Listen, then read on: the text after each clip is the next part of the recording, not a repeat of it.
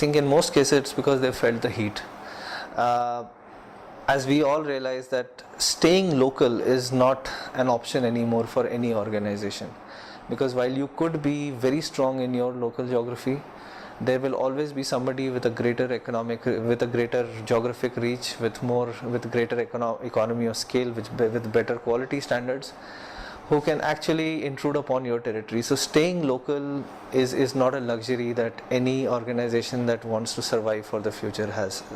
You necessarily have to expand global footprint, and expanding global footprint means embracing diverse cultures, adapting to diverse cultures, working with a diverse set of employees and other stakeholders who could have aspirations very different from the ones which you're familiar with. They could have a worldview and outlook which is very different from the ones which you're familiar with and comfortable with.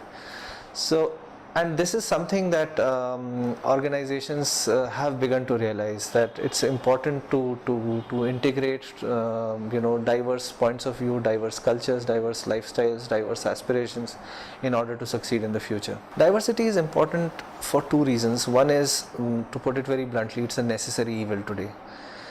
As we talked about, going global is not an option anymore. If one wants to survive into the future, then one has to look at the entire globe as their playing arena. So that's of course why it's the necessary evil.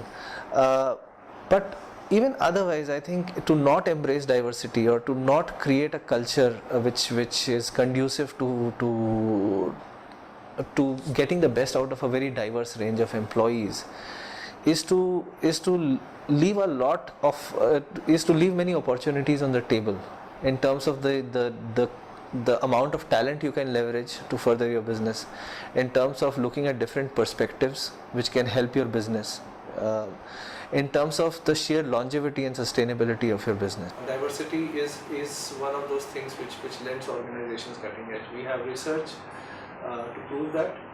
For starters, we know for a fact that organizations which have greater representation of women in the leadership levels tend to perform better on a variety of parameters, whether it is the bottom line, whether it is market share, whether it is sustained performance. The employees who have a healthier gender mix in their leadership levels tend to outperform others. There is similar research which is also coming through about organizations who are more diverse in terms of the racial mix of their employee pool, in terms of various other demographics through which form the tapestry of human civilization. So we were talking about people with different sexual orientations, with different racial background, with different class backgrounds. I think each one of them has something very unique to contribute. I won't say it is harder for the old economy organizations to do so. I would say that's a bit of an urban myth. I have worked with many manufacturing organizations in the oldest of old economies, mining, steel, and they have succeeded in attracting, retaining, and getting the best out of a very diverse set of employees across the globe, without compromising on their core values, or without compromising on what really defines their culture. I think it is really more about being committed to the idea of diversity.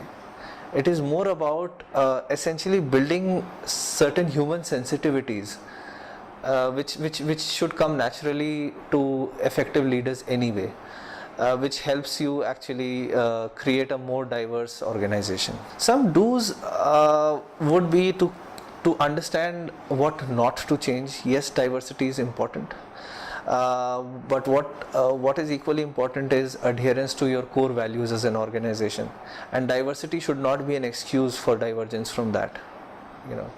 What's also important as a do is to understand what is fundamental to your culture, what is fundamental to your values, and what you're merely familiar with, you know. So coming to the don'ts, that we have always done it this way should never be an excuse for continuing to do it that way. Not trusting the local leadership is one of the biggest blunders that I've seen organizations commit. Those pretty much need to be the radar, which guides all organizational behavior. So I think that's the first do and the first don't. The second don't, I would say, is the tendency to look at individuals as nothing but a part of a demographic group. We all tend to work with stereotypes that we have about certain racial minorities, certain sexual minorities, and associate certain behaviors with them. And I think that's the surest way of disengaging talent. It's critical to look at individuals as individuals and value them for the talent and skills for which you hired them in the first place. I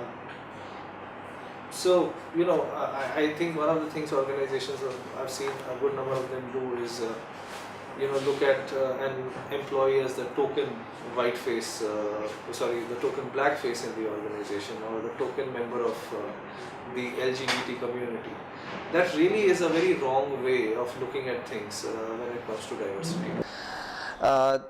There are still organizations who, when they're looking at they take inordinate amount of time to develop what they like to call a local leadership.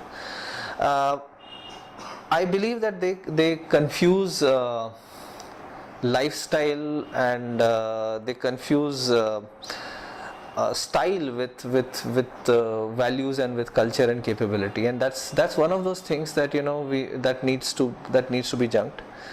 I think scientific methodologies for assessing leadership, like assessment centers, are a very useful method or a very useful tool to really look at the core competencies which you need in leadership, and look beyond the surface manifestations.